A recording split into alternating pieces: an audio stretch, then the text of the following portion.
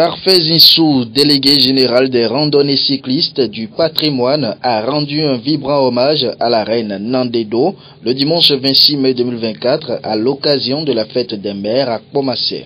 Très tôt dans la matinée, plusieurs jeunes gens ainsi que des adolescents ont massivement répondu à l'invitation de leur hôte. En prélude au départ prévu pour 8 heures, place aux exercices physiques.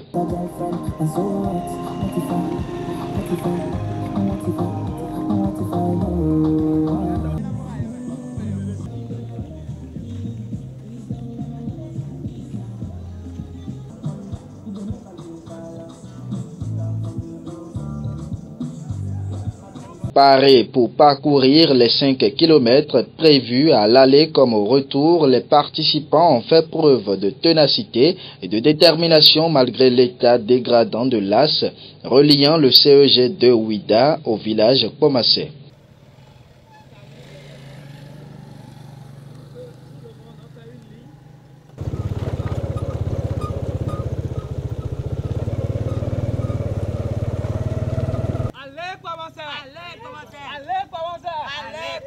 Allez Nandédo! Allez Nandédo!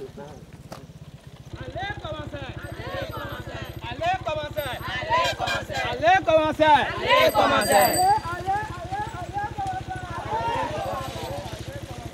D'abord, je remercie l'initiateur pour ce parcours. Vous avez dit 5 km, bon, mais peut-être c'est 5 km militaires comme les gens le disent. Mais je remercie M. Parfait qui a eu l'initiative de faire cette randonnée. Ça a permis aux jeunes de se défouler et surtout nous qui avons pédalé il y a beaucoup de temps, ça nous a permis de pédaler encore un peu plus et puis découvrir la commune de Kpomassé. Et je pense que c'est une bonne initiative. Mes suggestions vont beaucoup plus à l'endroit des autorités communales.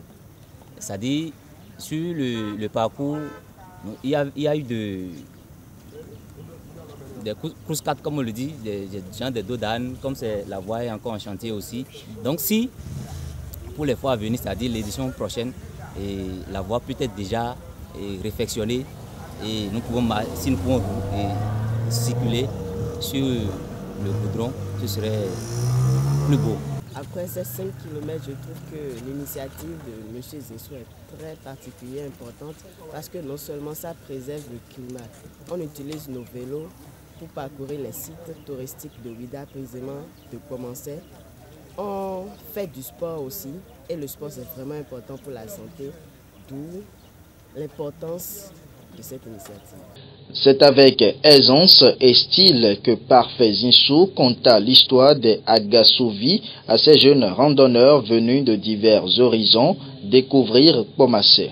Nous sommes ici aujourd'hui dans le cadre de notre randonnée d'hommage à Nandédo. Mais qui parle de Nandédo parle déjà de Kpomassé, parle de Dédo. Et je vais d'abord vous conter la petite histoire de Kpomassé.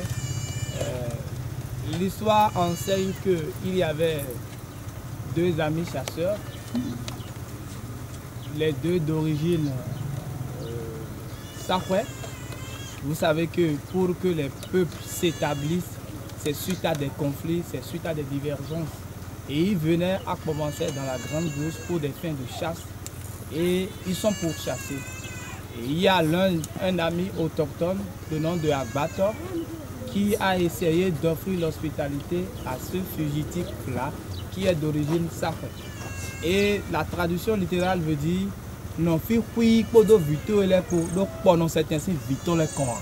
ça veut dire qu'il lui a offert hospitalité et il sera en toute sécurité. C'est pourquoi le nom Kpomassé. En fait, c'est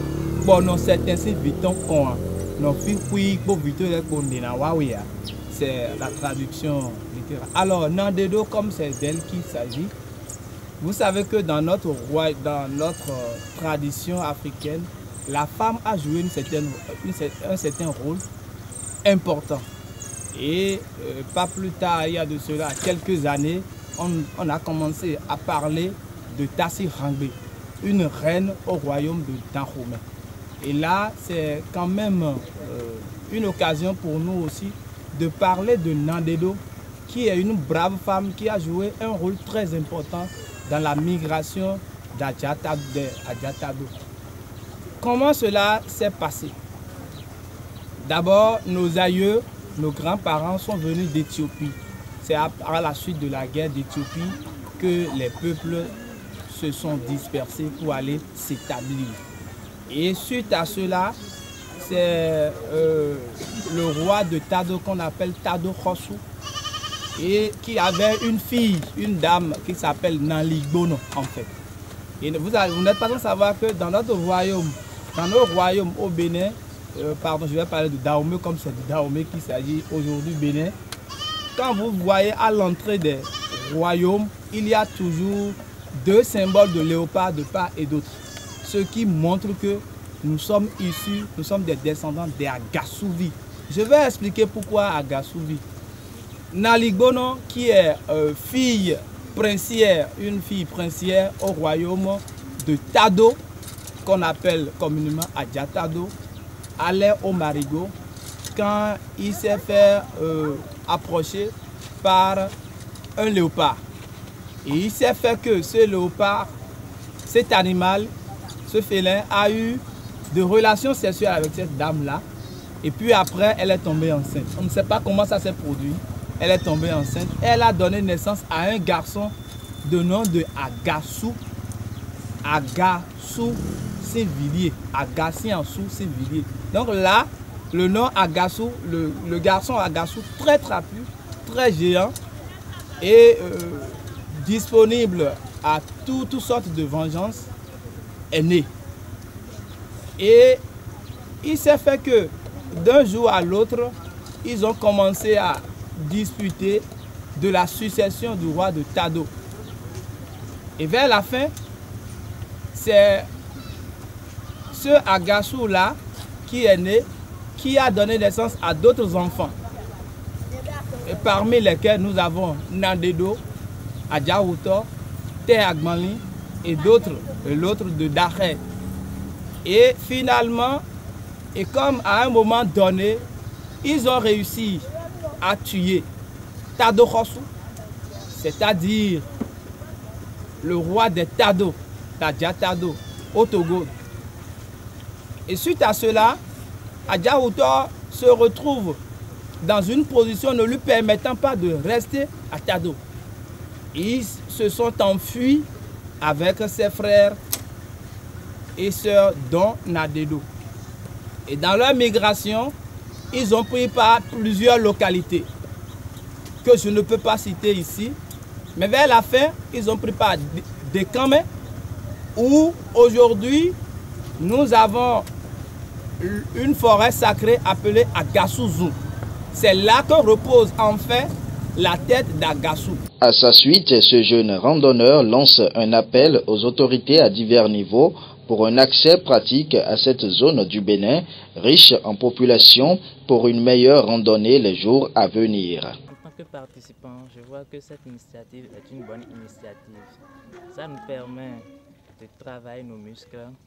Je trouve que c'est bon. Aussi, faut-il que la voix, ça nous fait un peu défaut. L'histoire de Nandedo a été vraiment intéressante. Ça nous a permis de savoir un peu ce qui s'est passé à commencer à Djaoutor, un peu partout. Il annonce ainsi le grand rendez-vous international du 24 au 28 juillet 2024 à Tori-Bosito, Cotonou et Ouida pour de belles innovations attendant plus de 20 000 spectateurs pour 5 jours d'activités sportives, culturelles, artistiques et créatives.